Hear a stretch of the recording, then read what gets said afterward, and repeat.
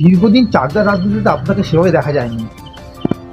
আজকে দল যে পথটা দিল, কিভাবে কাজ করবেন, কি বলবেন? আরে এতদিন না থাকার কারণটা কি? অভিমান না কোনো বিশেষ কারণ? না, আমার কোনো অভিমান নেই দলের প্রতি। দল আজকে আমাকে জায়গা দিয়েছে। আমাদের সর্বোচ্চ নেতৃত্ব মাননীয়া মুখ্যমন্ত্রী মমতা বন্দ্যোপাধ্যায়, আমার নেতা শ্রী অভিষেক বন্দ্যোপাধ্যায় আজকে আমাকে এই জায়গাটা করে দিয়েছে। তাদেরকে আমার উপরে ভরসা করেছে, তাই আজকে আমাকে এই জায়গাটা করে দিয়েছে।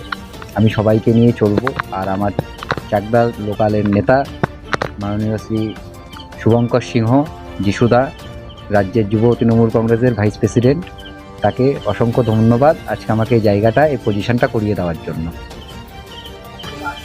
আজকে বিরোধীদের সভা হলো, সেখান থেকে আপনাদেরকে আক্রমণ করা হচ্ছে। বিরোধী কে? বঙ্কিম ঘোষ। বঙ্কিম ঘোষকে নিয়ে আমরা এত ভাবি না। উনি চাকদার হয়ে কোনো কাজ করেছে? আজকে কতগুলো বছর হয়ে গেল, ওই জলের মধ্যে উনি ছাতানো মাথার হ্যাড্ডাই কাটবে, কোনো কাজের কাজ কোনো কিছুই হবে না।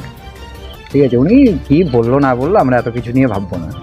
এবার 2026-এ মানুষ জবাব দিয়ে দেবে, চাকদার মানুষ জবাব দিয়ে দেবে।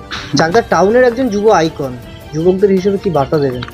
একটা কথাই বলবো, সবাই একসাথে একত্রিত হয়ে কাজ করলে পরে আমরা আগামী দিনটা তৃণমূলের ঝড় একটা হবে চাকদা টাউন। কতটা আশাবাদী যে চাকদায় কেমন ফল পাবেন?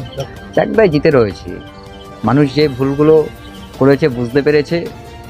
বিজেপি সরকার কোনো কাজ করেনি, যা কাজ হয় আমাদের তৃণমূলের সরকারই করছে। মুখ্যমন্ত্রী এতগুলো প্রকল্প মানুষকে পৌঁছে দিয়েছে ঘরে ঘরে, আর কি কাজ করার থাকে? মানুষ জবাব দেবে। এবার বিজেপিকে চাকদা থেকে ছড়িয়ে দেবে। বিজেপি বলে কোনো কিছু থাকবে না চাকদায়। আগামী দিনে আপনার হাত ধরে কতটা ঘুরে দাঁড়াতে পারবে, কিভাবে কাজ করবেন আপনি? আমার হাত না, মেন হাত হচ্ছে আমাদের নেতা শুভঙ্কর সিংহের হাত। আমাদের জেলা চেয়ারম্যান মাননীয় জেঠু শঙ্কর সিংহর হাত আছে আমাদের মাথার উপরে। তারা যে ডিসিশন নেবে সেইভাবে আমরা চাকদা টাউন, চাকদা ব্লক এইভাবে কাজ করা হয়।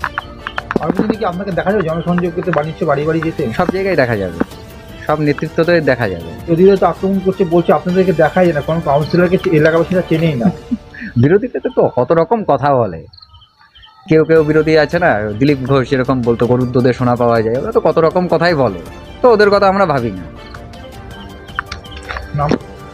আমার নাম Saheb Ghosh, Chakdah town vice president, Trinamool Yuva Congress.